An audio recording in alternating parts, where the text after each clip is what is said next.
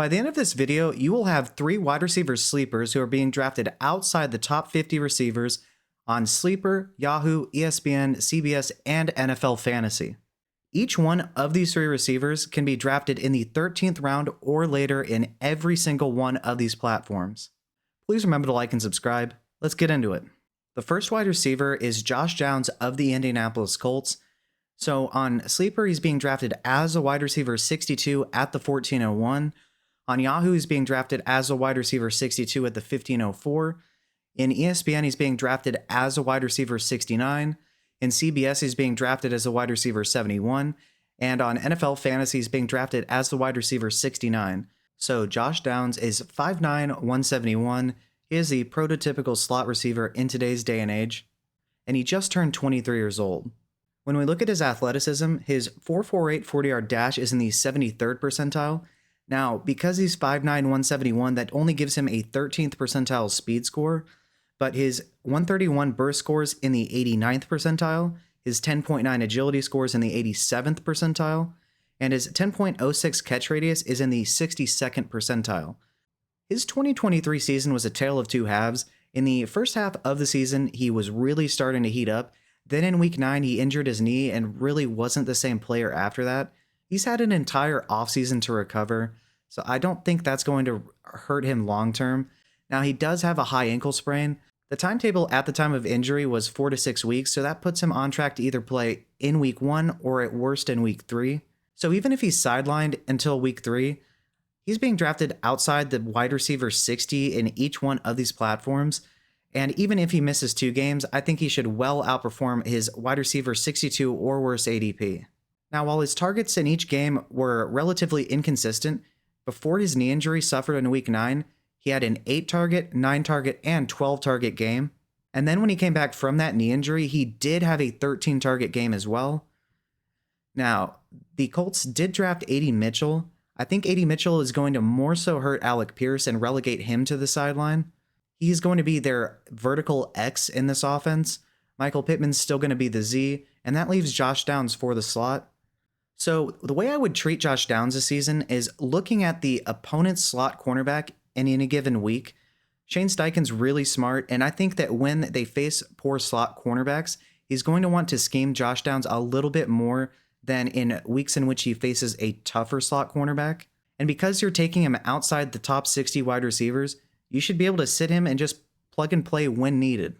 So his role in this offense is going to be a short area target that should be usually the second most targeted wide receiver behind Michael Pittman.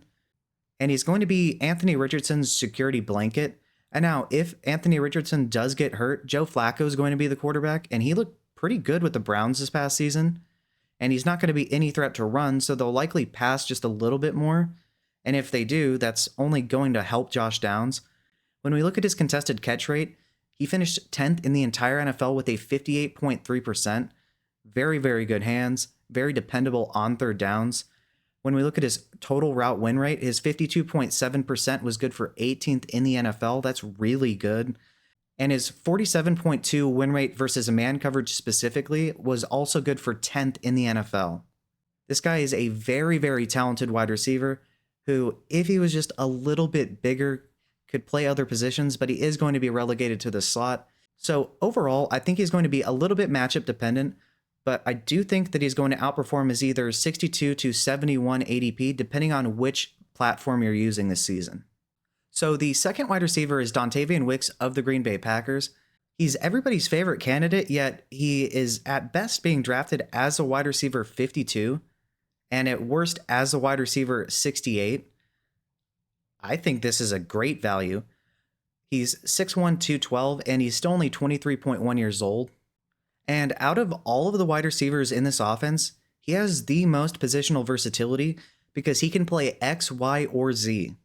And I'm also a little bit surprised that he isn't going a little bit higher, given that he had that long touchdown this past week in the preseason. He absolutely smoked that cornerback. So when we look at his ADP, he's going off the board as a wide receiver 68 in Sleeper at the 1411. Off the board as the wide receiver 52 in Yahoo at the 1309. That's where he's going the highest, by the way. Then on ESPN, he's going off the board as a wide receiver 66. On CBS, he's going off the board as a wide receiver 61 at the 15-10. And on NFL, he's going off the board as the wide receiver 66. Now, when we look at his profile, his 4.62 40-yard dash is really slow. That's in the 26th percentile. But that's not how he beats you. He beats you with physical dominance. So when we look at his speed score, because he is 6'1", 212, that does give him a 50th percentile speed score. So definitely not bad. That's literally perfectly average. Then his burst score of 131.3 is in the 90th percentile. His 11.11 agility score is in the 67th percentile. And his 10.2 catch radius is in the 83rd percentile. So well above average in burst, agility, and catch radius. He is a very friendly option for Jordan Love. Looking at a couple of stats here, his route win rate of 54.4% was 10th in the entire NFL. And his win rate versus man specifically of 50.5 was good for 4th in the entire NFL. Then when we look at his yards per target, his 10.0 is good for 11th. So he's getting targets that are going to be valuable because he's going to be targeted deeper down the field. More yards equals more points, so that's great.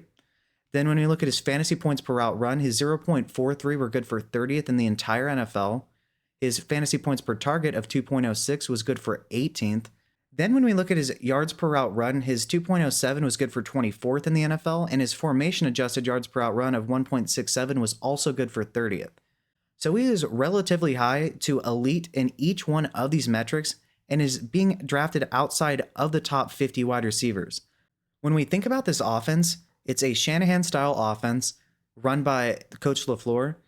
He has Jordan Love, who over the second half of the season and in the playoffs looked fantastic, and he's in a wide-open receiving room. There is no established wide receiver one.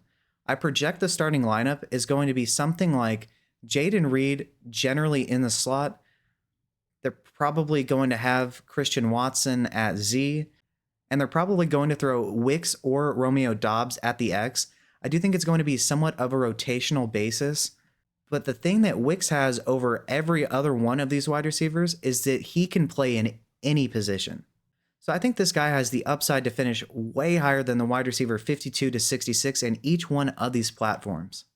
So the third and final wide receiver is Jalen Polk of the New England Patriots.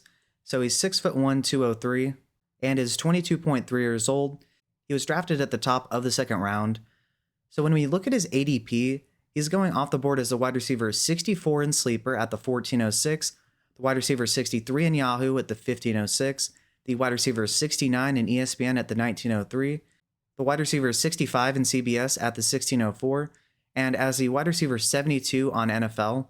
So the earliest he's going off the board is in Sleeper, and him being drafted outside the top 60 in each one of these formats makes no sense to me. Look, in essentially every offense, somebody has to be a fantasy relevant wide receiver. I can't think of an offense that won't have at least one wide receiver that is going to be fantasy relevant. And the other thing to like is the Patriots are likely going to be terrible this season, so they're probably going to throw a lot. And this isn't the Bill Belichick Patriots anymore. Now, we don't really know what to expect from Alex Van Pelt, but if he's going to do anything with the Patriots like he did in the second half of this past season with the Browns, I think that Jalen Polk is going to be a fantastic option here. So when we look at his metrics, his 4.52 40-yard dash is in the 62nd percentile, giving him a 97.3 speed score, which is in the 64th percentile, and a 128.3 burst score, which is in the 83rd percentile, and a catch radius of 10.12, which is in the 71st percentile. So this guy is an above average athlete in every single one of these metrics. We don't have an agility score for him, so maybe he wouldn't have performed as well in that. But look at the wide receiver room. They have Kendrick Bourne, who's likely to play X for them. They have Pop Douglas in the slot. And Jalen Polk is projected to be the flanker. And their tight end is Hunter Henry. So there is no established number one wide receiver in this offense. It is up for the taking. And considering they spent second round draft capital on him, I highly suspect they're going to want to validate that draft capital by making sure that he gets involved. And once again, somebody has to be fantasy relevant here. I doubt it's going to be Kendrick Bourne. Pop Douglas is relegated to the slot, so he's really only going to be useful for them in 3 wide receiver sets. Hunter Henry's fine as a tight end, but he's nothing special. And so I think that's going to lead to Jalen Polk getting a very nice target share this season.